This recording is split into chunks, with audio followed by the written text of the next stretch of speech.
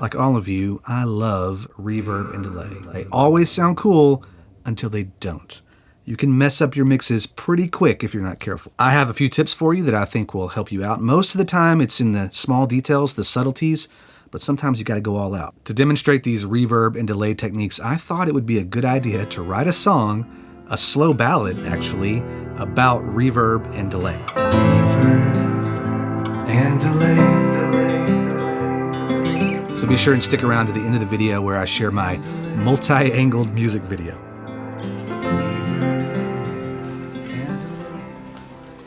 The most common tutorial you're going to find on reverb and delay is whether or not you should put those reverbs and delays on the actual track as inserts or on auxiliary returns. If I know that there is a specific sound that I want on a specific instrument, then I will simply put it on that track as an insert. For example, I've got this guitar patch, and for now I'm going to mute what I'm sending to the returns just so you can see it, and I'm going to mute these delays.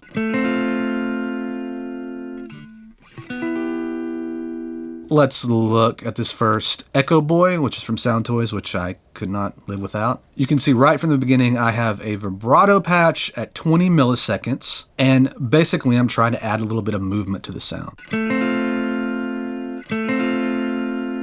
I'll admit that one of the reasons I'm using a modulation style effect with the delay is that my intonation's just a little bit off on the guitar and on the lap steel. When you add a little bit of that modulation in with the delay, it helps mask some of the tuning deficiencies on my end. And notice my mix level is set low here because I'm making an adjustment on how much I want. When it comes to the returns, they are all set to 100% because I control how much of that dry sound I'm sending to it with this send control. And then I have this second insert here. Notice I've got it set to an eighth note and a dotted eighth note. And I've also got a little bit longer of a feedback. So I'm treating this almost like a stomp box effect, and I make adjustments specifically for that guitar. If I wanted to increase the saturation or the low cut or the high cut, I'm only affecting that one signal. So here's my lap steel. I tracked this part dry, which is something that I would never do if I was playing live. It's a swell part, it would have plenty of reverb and delay. But now I can go in and add it all inside the box. I wanted that kind of old school vibe, so I went with a spring reverb. Not a ton of it, low mix, but...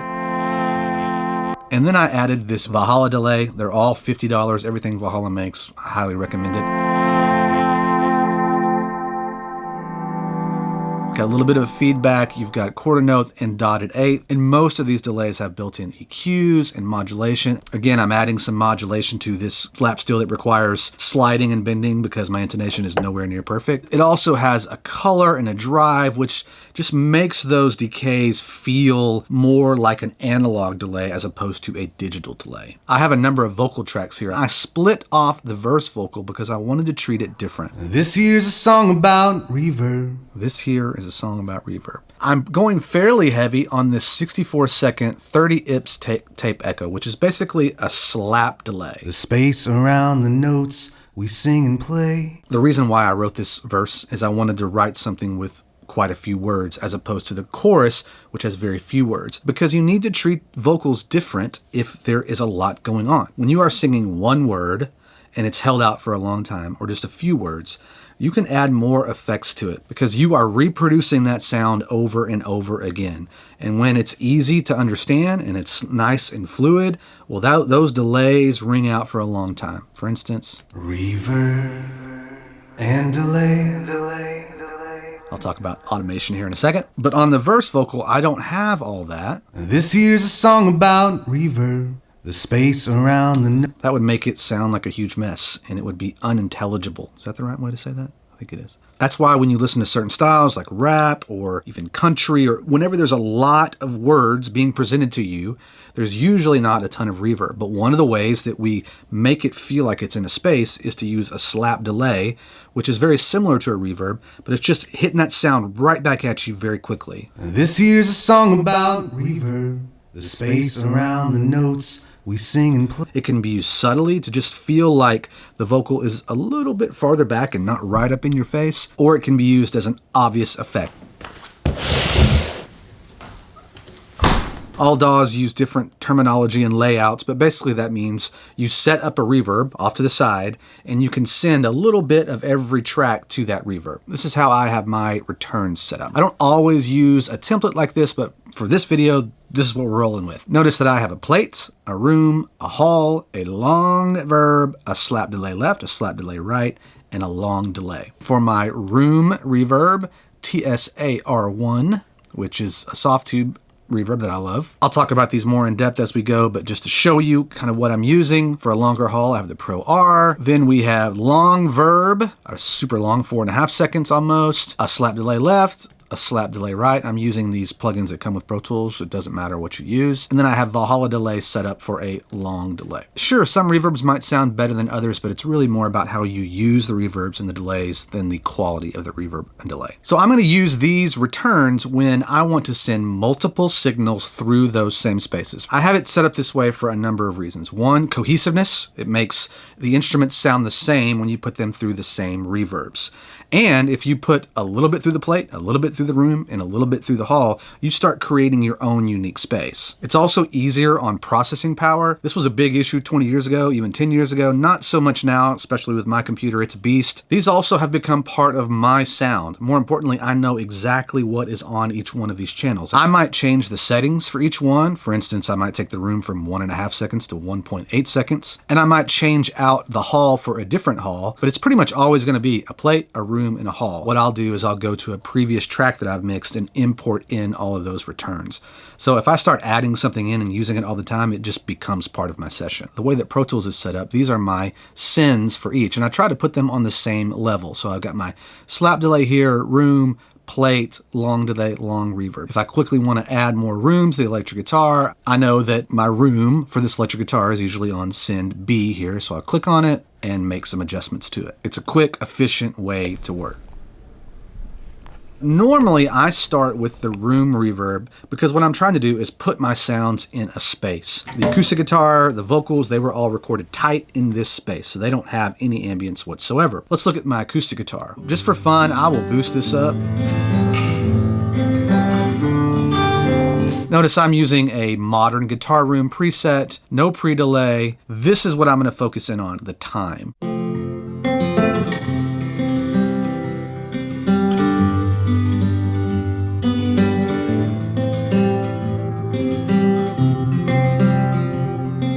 That kind of 1 second area felt natural for this particular tune.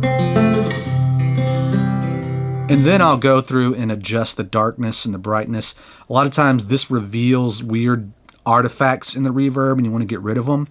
But with such a small space, I don't want it to sound too dark. Long, weird decays aren't going to bother me so much, but I want to make sure that the room sounds kind of bright and nice.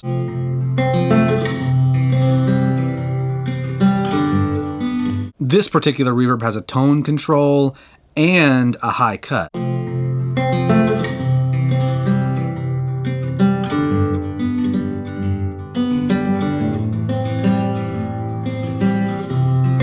But I don't want any pre-delay because I want it to be in the space immediately. I don't want there, in this case, to be a separation between my original sound and the reverb. I want it to all kind of be together. And then I'll bring this back to a level that makes sense to start building my space.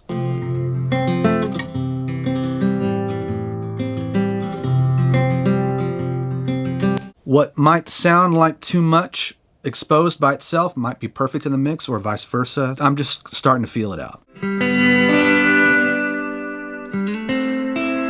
And then I go to all the other instruments that might need to feel like they're in a room. You have to be careful with bass, because bass can get kind of washed out and funky pretty fast, but I do want it to sound like it's in an amp in a room. Let's talk about this slap that I've got here. I like to have nice wide sounding mixes, but when you throw an instrument out all the way to one side, it can sound kind of unnatural. When you put headphones on and when you're listening, it's just like, that's pretty far out there. Let's just move this over to the far right. As I bring it up, you can start to hear it in the left speaker. But what I've done here is I have set up two sends.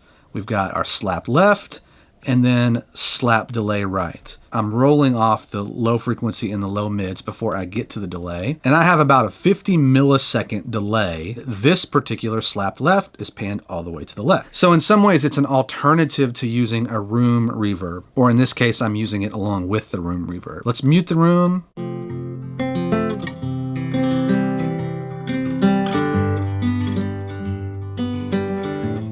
So I use it to make it feel a little less unnatural, right? You've got your main signal all the way on the right, and when you put that slap delay, there is like a copy of it just a little bit behind, and then we can add our room in.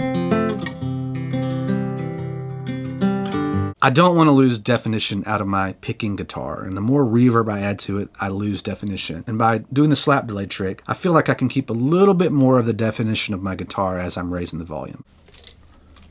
Let's talk about the long delay that I have set up, and it's mostly going for my vocal. Whenever you have a long reverb or long delay, you need to know exactly what you're sending into that reverb and delay because it's going to be there for a long time. So if there are any frequencies that you don't want to delay, then you need to get rid of them before they go to the delay or inside the delay. And I'm doing a combination of both. And one way that I get around that by keeping my main vocal natural, in this case, I'm taking the double, which I'm trying to sing exactly like the main vocal, but it's slightly different. Reverb. I'm rolling off the low frequencies, I'm rolling off the high frequencies, but I'm shrinking down the frequency spectrum. And then inside of the delay, I have additional modulation. I'm rolling off the top end, so 3050 hertz instead of all the way up at 20 or whatever. And I'm not delaying anything below 380. So all the body of my voice is not making it to the delay. So you get this. Reverb and delay.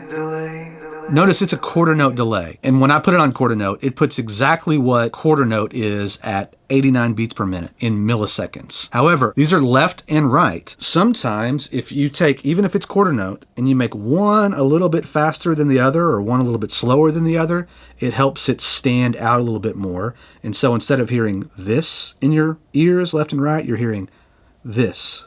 Listen, delay. And delay. I have slowed these down a little bit. So the delay. Now, that's a creative choice. Sometimes you want it to be locked right on the grid, but in this case, I like the fact that it's slower. I think it fits the vibe of the song better than if it was faster. So think about whether or not you want to make little adjustments to the times so that it feels a little more natural and adds a little more width, especially if you're going left and right. This is very much an analog delay sounding, or it's a vintage type sound, meaning you're going to lose some of the top end with every delay. Let me replace this just for fun with a straight up digital delay, quarter note. Let's listen to the word delay. And delay. Let's add a longer feedback. Delay. File that away, now listen to this. And delay. It's heavily affected, maybe more than it should be, but I like it. But you can hear the roll off, and that makes it feel like it's getting farther away and moving back in the space as well as getting quieter. But one thing you can also do, add it to my long verb, which we haven't talked to you about yet. But now what if I do this? Reverb and delay. Reverb without it. and delay. So sometimes if you want to smooth out that delay even more, you can bus it through a reverb. So you can send and then send again. I love these reverbs that have additional modulation control. It's really popular right now with the youngins, I think, to have warbly tape type sounds. And you can do that with other plugins before or after the reverb, but a lot of times you can do it inside. And these color and age adjustments allow you to dirty up the signal. Now, you don't want to do it too much. It can get too vibey and kind of unintelligible. It's all about using those controls to dial in exactly what you want. Obviously, you are hearing some automation on this vocal part. In Pro Tools, this is the level that's going to the long reverb. We can see the word reverb. And if I pull up this send, you will see what's happening. And delay. I am only delaying the word delay. And I can bring the send up and down immediately when I'm done with the word. Once it's sent to the delay, then the delay is doing its thing. Look at what happens if I put the word and in here. And delay. I don't necessarily want it to say and delay. I just want the word delay, delay, delay. And delay, delay. My long verb, I have an EQ rolling off the low frequency, and then I have this Pro R. To me, I go for this when I want more of a natural sounding, longer reverb. Reverb and delay, delay. So what I'm doing here is the opposite. I am ducking the amount that's going to the reverb when I say the word delay, but I have it louder when I'm saying the word reverb. Reverb and delay, delay. Reverb and delay. I was a little sick that day, so I was bottoming out. I also don't know what I was thinking right here. I know that's a simple explanation, Nation. I don't talk like that. and that's what we call delay. But let's listen to these background vocals just for fun.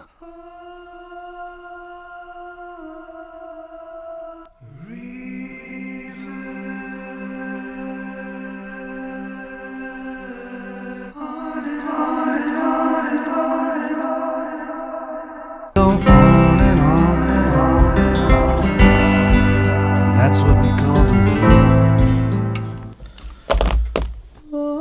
Let's talk about S's real quick. In my verse and in my chorus, I have a de-esser. This here's a song about reverb. You can see that it's hitting the S's pretty hard up in these high frequencies, and so I'm de-essing up in those frequencies. This here's a song about reverb. Sometimes de-essers can sound unnatural, so what I've done here is I've gone in and cut all the S's. This here's a song. So here, and I brought it down 2.8 decibels. Now, if I bring it way down, you get this. This here's a song. Terrible lisp. This here's a song. If you have an unnaturally recorded sound just by the way it works with microphones, and you hit the reverb with that S, all you're going to hear in the reverb and delay is so be careful with your S's and spend a lot of time to make sure you get that right. Let me show you one of the creative ways that I used reverb and delay. So here's my piano track. So I took this entire track, I duplicated it and made this track, and I reversed it. I ran it through a compressor, and I ran it through Echo Boy using a space echo setting, eighth note, a dotted quarter note, long feedback, full mix. So you get this.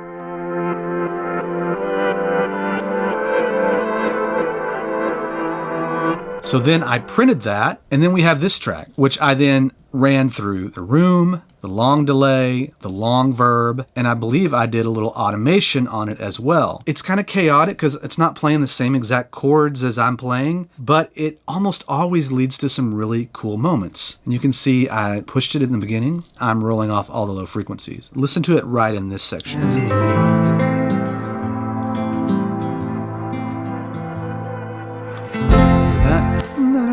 Listen to it soloed.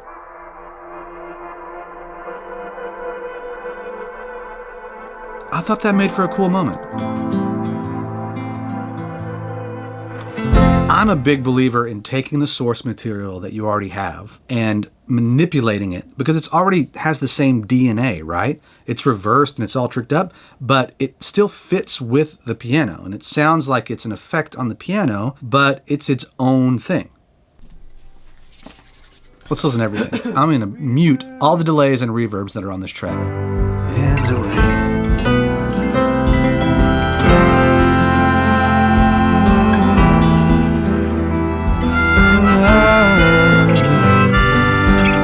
All back on. And delay.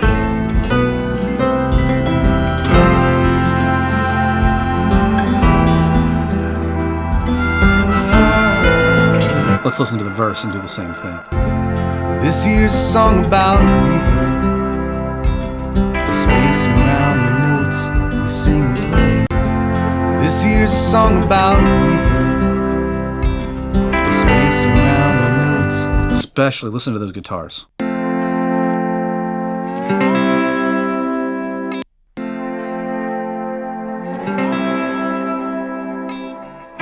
Not subtle. Of course, I had to record myself playing all these in a very serious way. So here is the track in its entirety. Reverb and delay. Reverb and delay.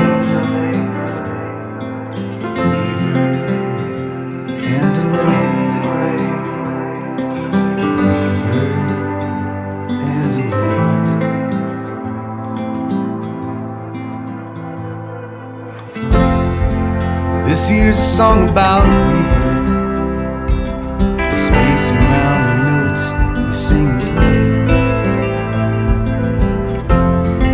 Sometimes they need to go on and on and on and on, and that's what we call delay.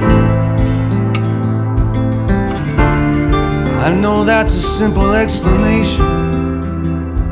There's so much more to say about reverb and delay. Reverb and delay. Reverb and delay. Reverb and delay.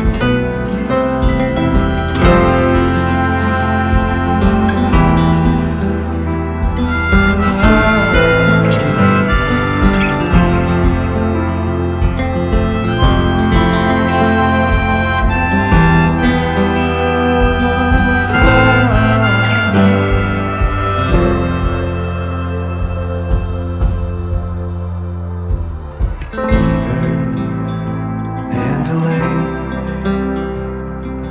Reverb and delay.